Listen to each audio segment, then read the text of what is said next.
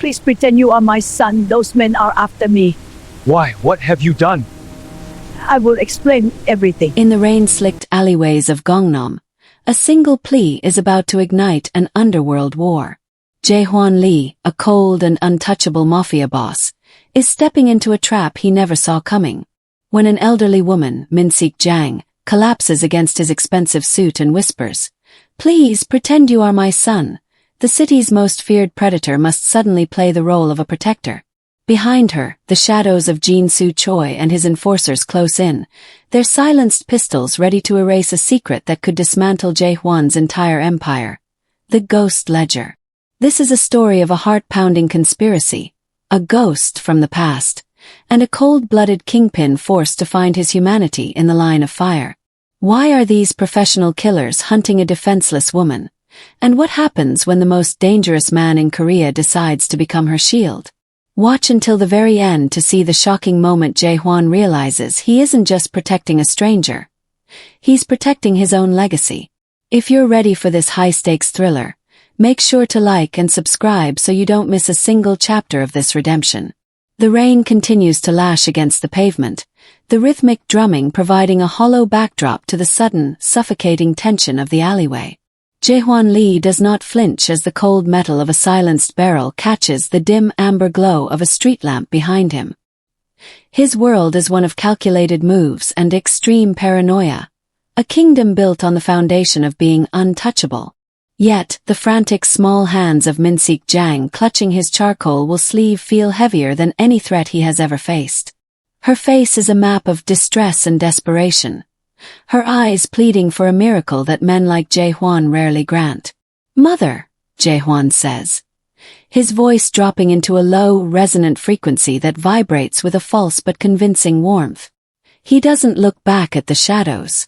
Instead, he turns his body slightly, shielding her fragile frame from the street's lethal line of sight. He wraps a protective arm around her worn cardigan, his movements exuding authority and calmness, even as his mind races to evaluate the tactical disadvantage of his position. "I told you to wait for me at the clinic. It's too cold for you to be out here alone." From the darkness, Jin Soo Choi steps forward, his silhouette sharp and predatory. The lead enforcer's eyes narrow, scanning the cold, untouchable boss and the thin, shivering woman clinging to him. The air is thick with a scent of ozone and wet asphalt, the pacing starting slow and atmospheric, as the two powers collide in a silent stare-down. Jin Soo's thumb rests on the hammer of his weapon, his expression shifting from lethal intent to momentary confusion. He knows Jae-hwan Lee as a man of ice, a kingpin who has forgotten how to trust. To see him cradling an elderly beggar with such practiced tenderness is a shocking deviation from his known character. "Boss Lee," Jin Soo says, his voice a gravelly rasp that cuts through the rain. "I didn't realize you were out on family business tonight. We're looking for someone who strayed where she didn't belong." Jae-hwan feels Min-sik's grip tighten, her nails digging into his skin. He can feel her heart hammering against his side like a trapped bird. "My mother has a habit of wandering when she's confused, Jin Soo," Jae-hwan replies, his tone sharpening with a lethal edge that warns the other man of the high-stakes consequences of overstepping. "Unless you're implying that the Golden Dragon Syndicate's business involves harassing an old woman with dementia, I suggest you find your target elsewhere."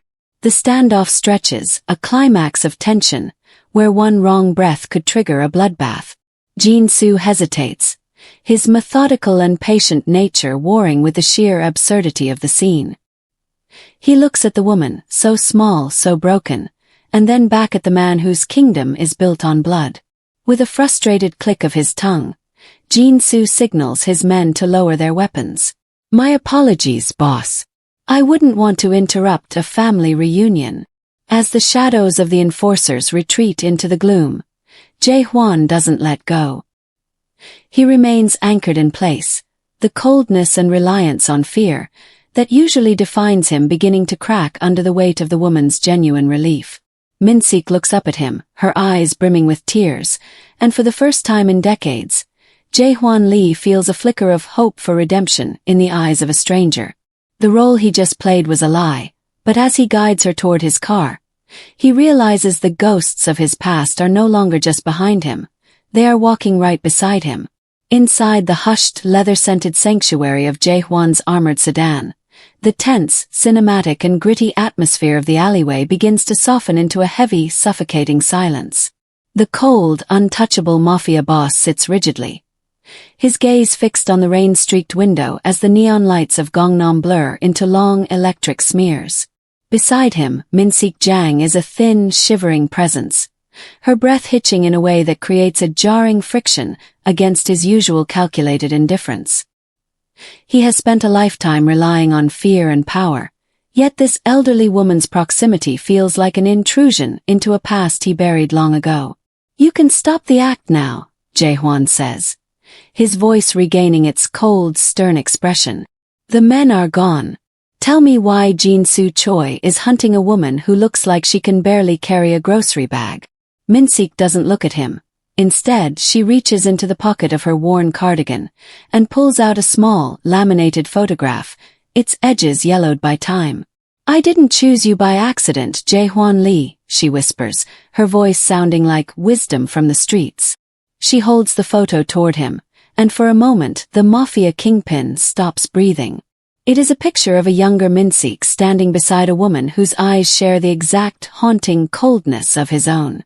"I knew your mother, Jia," Min-sik says, her words triggering a freight train of realizations for him. "We worked the same docks when you were just a boy, before the syndicates took her. She used to say her son had a heart of gold, even if the world tried to turn it to lead." This revelation cracks his emotional armor, dragging a ghost from the past into the present. Jae-hwan had convinced himself he was born from nothing, a man with no history, other than the blood he had spilled to build his kingdom. The revelation transitions from a simple memory to a high-stakes mystery when Min-sik leans closer, her fear and desperation replaced by a grim resolve. "She didn't die of illness, Jae-hwan. She was the first one to find the ghost ledger, the same digital record your predecessors used to hide their betrayals.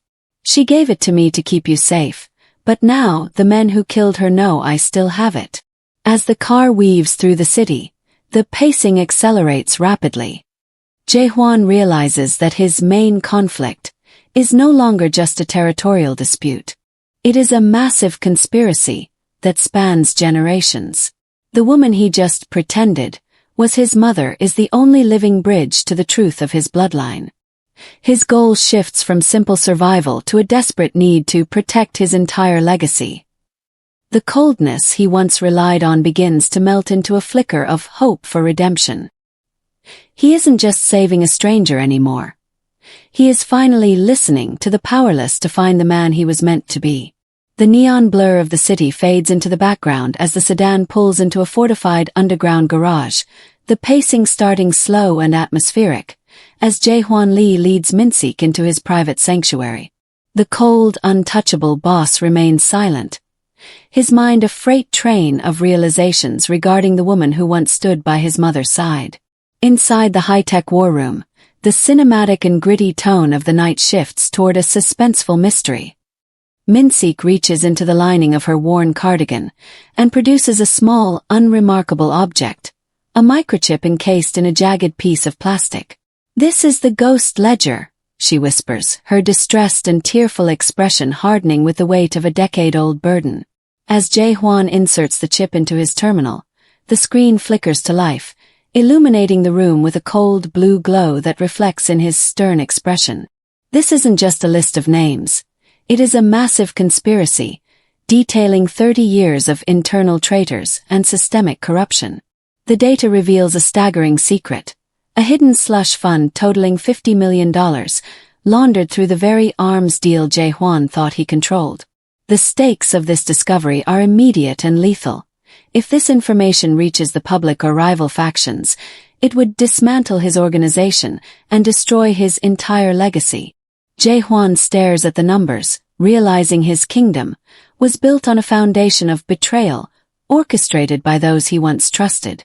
The main conflict is no longer just about street-level debt collectors like Jin-soo Choi. It involves a circle of traitors within his own inner circle who have been methodical and patient in their dismantling of his power. Minseek watches him, her presence cracking his emotional armor, as he realizes his mother died to protect this truth. The $50 million is more than just money. It is the blood price of his family's suffering. Jaehwon's goal shifts from mere survival to a calculated hunt for the men who turned his life into a lie. The climax of tension builds as he recognizes the digital signature of the man who faked the transactions, a signature that matches his supposedly dead former mentor. "They killed her for this," Jaehwon says, his voice a low growl that echoes through the room. "And they think they can do the same to you." The outcome of this revelation is a fundamental transformation in his cold nature. He decides to defy his men and keep Minseek under his personal protection, marking the beginning of a possible path of redemption. The ghost ledger has been opened, and the cleaning house has officially begun. The soft blue glow of the ghost ledger still flickers against Jaehwon Lee's stern expression when the high-tech silence of his sanctuary is shattered. A perimeter alert screams, and the monitors switch to the street level, showing a cinematic and gritty scene of black sedans tearing through the rain toward the safe house. At the lead is Jin-Soo Choi, his face a mask of methodical and patient aggression as he steps out into the downpour. This is no longer a simple pursuit. It is the climax of tension for a man who has been cleaning house in the shadows for over a decade. Jin-Soo doesn't wait for an invitation. He patches a direct video feed into Jaehwon's terminal, his voice a gravelly rasp that cuts through the digital hum. "You think you're protecting a helpless old woman, Jaehwon? You're harboring a ghost that was supposed to burn 15 years ago." The enforcer's eyes, visible through the grainy security footage, reveal a debt of blood that predates Jaehwon's rise to power. "I've been hunting Minseek Jang since the day your mother's blood hit the pavement. She didn't just take a microchip. She took the leverage that keeps men like me from the gallows." Minseek's distressed and tearful facade breaks, replaced by a thin, shivering resolve as she watches her hunter on the screen. She turns to Jaehwon, her fear and desperation, now grounded in a terrifying reality. "He was there," she whispers, her voice cracking his emotional armor. He wasn't just an enforcer back then. He was the one who ensured the ghost ledger stayed buried. He has been the patient shadow in my life for years, waiting for me to lead him to the one person who could actually use it. The revelation that Jin-Soo Choi is more than a rival, that he is the living personification of the massive conspiracy that killed his mother, triggers a freight train of realizations for Jaehwon. The stakes have shifted. If Jaehwon fails to hold the line tonight, he doesn't just lose his organization. He loses the only person who can help him unravel the plan to dismantle his legacy.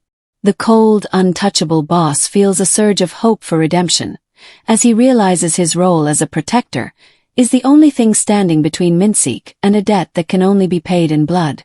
As the first flashbang detonates against the reinforced steel doors, the pacing accelerates rapidly. Jaehwon doesn't reach for his phone to call for backup. He knows now there is a circle of traitors in his inner circle who would rather see the ledger destroyed than recovered. He looks at the distressed woman beside him and sees not a liability, but his unlikely ally. With a confident and calm authority, he draws his own weapon, prepared to face the ominous figures closing in on their position. The debt of blood is due, and Jaehwon Lee is finally ready to pay it in full. The climax of tension hangs heavy in the air as the secondary security monitors in the war room begin to flicker and die, one by one. Jaehwon Lee stands with a cold, stern expression, his eyes darting between the distressed and tearful Minseek and the digital map of his fortress. The pacing accelerates rapidly, as he realizes the breach isn't just physical, it's systemic. Jin-Soo Choi's men are bypassing encrypted locks that only 3 people in the world have the codes to. This isn't just an attack from the outside. It's a massive conspiracy being orchestrated by an internal traitor who knows exactly how Jaehwon thinks. "Move to the sublevel," Jaehwon commands, his authority and calmness acting as the only shield for the shivering woman beside him. He pulls his encrypted radio from his belt, calling for his right-hand man, Eddie. But the line is met with a methodical and patient silence that chills Jae-hwan more than the rain outside. He pulls up the internal logs, his fingers flying across the keys as he begins to evaluate Marco, Vincent, and Eddie. The realization hits him like a freight train. The ghost ledger was accessed 10 minutes before he and Minseek even arrived at the safe house, from Eddie's private terminal. The circle of traitors is no longer a suspicion. It is a high-stakes reality. Eddie, the man who had stood by him for a decade, the man he trusted to protect his empire, has been dismantling his organization from within. The betrayal cracks his emotional armor, forcing Jae-hwan to acknowledge his greatest flaw. He has spent so much time relying on fear and power that he forgot to look for the rot in his own kingdom. Eddie isn't just feeding info to a rival. He is working with Jin-soo to ensure the ghosts of the past stay buried forever. They're coming for the chip, aren't they? Minseek asks, her fear and desperation reflecting the life-or-death situation they are now trapped in. Jae-hwan looks at her, the unlikely contrast of a Mafia kingpin and a thin, elderly woman never more apparent. If he follows his old instincts, he would leave her as a distraction to save himself. But as he hears Eddie's voice over the intercom, calm, cold, and utterly treacherous, Jae-hwan makes a possible path of redemption choice. He grips his weapon, his stern expression hardening into something more than just professional coldness. He isn't just a mafia boss anymore. He is a man who has finally found someone worth listening to. "Stay behind me," he growls as the door to the war room begins to hiss open.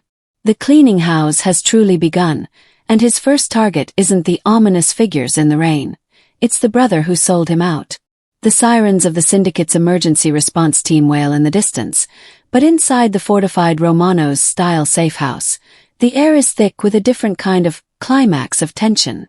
Jae-hwan Lee stands at the head of the mahogany conference table, his stern expression illuminated by the emergency red lights. Surrounding him are the high-ranking members of his council, men like Marco and Vincent, who have spent their lives relying on fear and power. They look at Minseek Jang, the thin, shivering woman clutching Jae-hwan's arm, and they see only a liability, a witness to be eliminated to protect their kingdom. "She's a loose end, Jae-hwan," Marco growls, his voice a gravelly rasp that echoes the cold, untouchable nature they all share. "The ghost ledger is secure. We don't need a crazy old woman from the docks drawing Jin-soo Choi's fire to our doorstep. Finish it, or we will." The stakes are no longer just about a microchip. They are about the very legacy Jae-hwan is trying to redefine. The council demands a cleaning house that includes the innocent, a methodical erasure of anything that threatens their organization. But Jae-hwan feels the warmth of the woman's desperate grip, a sensation that cracks his emotional armor more than any bullet ever could. He remembers the distressed and tearful look in her eyes when she first pleaded, "Please pretend you are my son." To his counsel she is powerless, someone to be deemed unworthy of a seat at the table. To Jae-hwan, she is the ghost from the past, who holds the only truth he has left. "She stays," Jae-hwan says, his voice exuding authority and calmness as he steps in front of her, shielding her worn cardigan with his own tailored suit. "Anyone who considers her a loose end will have to tie it through me first." This defiance marks a shift in his cold nature, a possible path of redemption that his men cannot comprehend. He is no longer just a mafia kingpin. He is a protector who has finally learned to listen. The council bristles, their loyalty wavering as they realize their boss is choosing innocence over security. But Jae-hwan's stern expression doesn't flicker.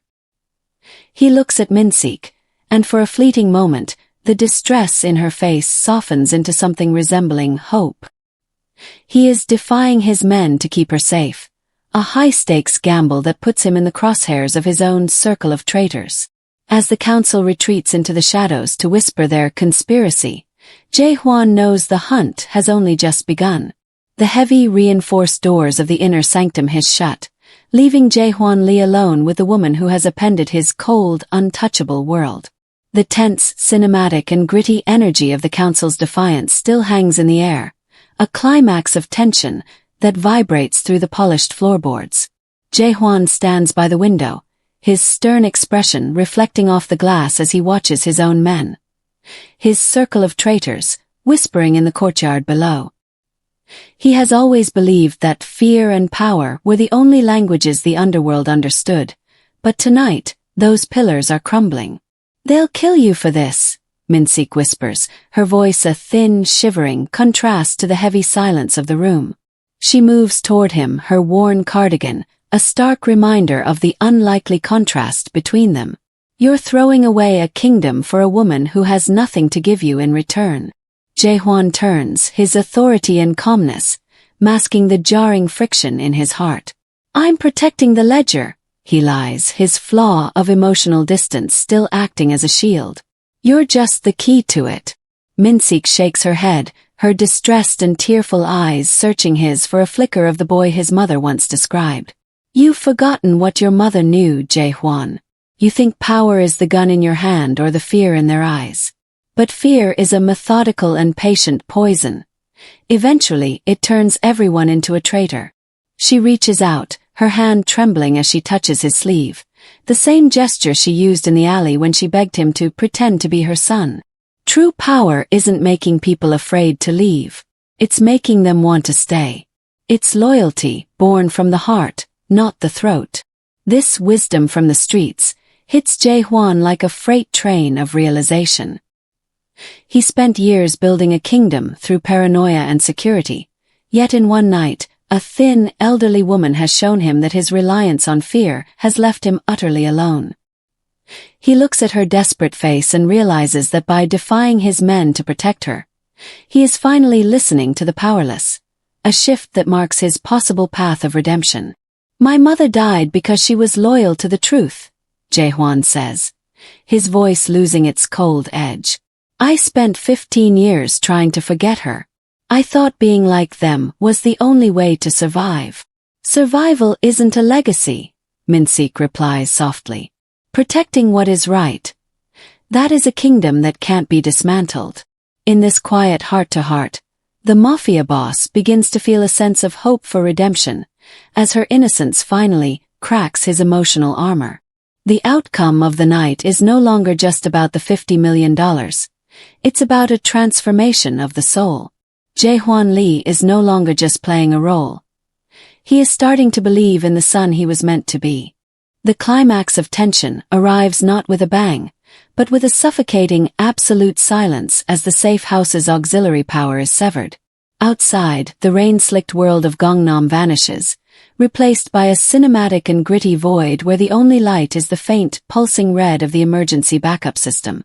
Jaehwan Lee stands in the center of the dark room, his stern expression hardening as he feels the pacing accelerate rapidly, from a suspenseful mystery to an urgent tactical thriller. Beside him, Minsik Jang is a thin, shivering silhouette, her distressed breathing the only sound in the oppressive quiet. "They're inside," Jaehwan whispers, his authority and calmness grounding the shivering woman as he draws his weapon. The ghost ledger sits heavy in his pocket, a $50 million massive conspiracy that has finally brought the cleaning house to his doorstep. He can hear the methodical and patient footfalls of Jin Soo Choi's enforcers, ominous figures moving through the corridors with the precision of ghosts. This is no longer a future possibility. The high-stakes life-or-death situation is here, and the stakes are his life, his organization, and the woman who cracked his emotional armor. Suddenly, the darkness is shattered by the rhythmic clicking of suppressed gunfire. Glass panels explode into shimmering shards, and the pacing shifts into a frantic struggle for survival. Jaehwan moves with a cold, untouchable efficiency, shielding Minsik's worn cardigan, with his own body as he returns fire into the gloom. He isn't just a mafia kingpin protecting an asset. He is a man defying his men and his own nature to ensure that the powerless are no longer ignored. As the siege intensifies, the true depth of the betrayal is revealed. Shadowy figures emerge from the service tunnels, men Jae-hwan recognized as his own circle of traitors. The main conflict has reached its boiling point. In the flickering red light, he sees Jin-soo Choi, the man who has been dismantling his operation from the shadows for 15 years. The debt of blood is no longer a memory. It is standing 10 feet away with a leveled pistol. "Give us the ledger, Jae-hwan." Jin-soo's voice rasps through the dark, and the old woman dies quickly. Jae-hwan feels Min-sik's hand tighten on his arm, a gesture of loyalty that gives him a hope for redemption he never thought possible. He doesn't look at the ledger. He looks at the woman who asked him to pretend to be her son. His transformation is complete. He realizes that true power isn't fear, and with a confident roar, he lunges forward to meet the ominous figures in the dark. The final hunt has begun, and Jae-hwan Lee is no longer fighting for a kingdom. He is fighting for a mother. The climax of tension reaches its absolute breaking point as the strobe-like flashes of gunfire illuminate the ominous figures, closing in through the red-tinted gloom. Jae-hwan Lee, the cold, untouchable boss, moves with a lethal authority and calmness that shields Min-sik Jang from the life-or-death situation unfolding around them. He can feel her thin, shivering hand clutching his arm, a gesture of loyalty that has finally cracked his emotional armor and replaced his reliance on fear with a hope for redemption. Jin-soo Choi steps into a pool of emergency light, his methodical and patient expression twisting into a sneer as he levels his weapon. "You're dying for a ghost, Jae-hwan. Give me the ledger, and I'll let you play the sun one last time before you burn." But Jae-hwan doesn't flinch. He realizes that true power isn't fear, and he has finally learned to listen to the powerless. "You didn't just kill my mother, Jin-soo," Jae-hwan says, his voice a confident growl that echoes through the cinematic and gritty darkness. "You taught me how to survive a massive conspiracy. But she taught me how to end one." With a pacing that accelerates rapidly, Jae-hwan triggers the Ghost Ledger's final protocol, a kill switch his mother had embedded decades ago. Suddenly, the safe house's defensive grid, thought to be disabled by the internal traitor, roars back to life. The circle of traitors is caught in a crossfire of automated security and the furious counterattack of the few men who remained loyal to Jae-hwan's new vision. In the chaos, Jae-hwan lunges, disarming Jin-soo with a tactical precision that marks the end of the debt of blood. As the hunt ends, the ominous figures are neutralized, and the cleaning house is complete. The Ghost Ledger is no longer a weapon for blackmail, but a tool for redemption, as Jae-hwan prepares to dismantle the corruption that dismantled his organization from the inside. He turns to Min-sik, whose distressed and tearful face finally softens into a look of genuine peace. "It's over, mother," he says, no longer pretending. The transformation is total. The Mafia kingpin has found a possible path of redemption through the very woman he was meant to eliminate. He takes her hand, leading her out of the cinematic ruins of his old life and into a future where he is no longer untouchable, but truly protected by the bond they forged in the shadows. The final outcome isn't just a victory over his enemies. It is the legacy of a son who finally came home.